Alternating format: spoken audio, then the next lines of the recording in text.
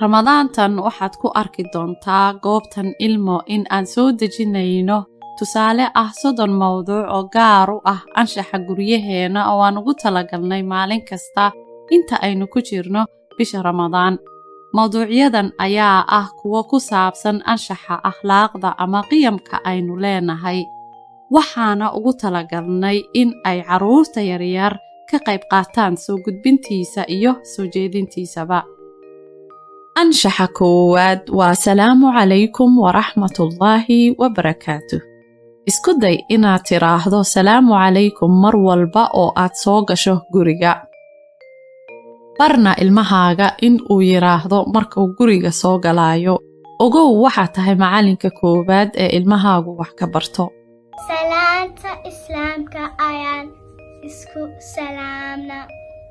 Salaanta islaamka ayaan isku salaamna. Iftiimi mustaqbalka ilmahaaga. Waxaad ku iftiimisaa baridda anshaxa wanaagsan ee diinteena iyo dhaqankeenaba. Si aad uga dhisto caqliga oo aad u koriso dadnimadiisa iyo damiirkiisaba.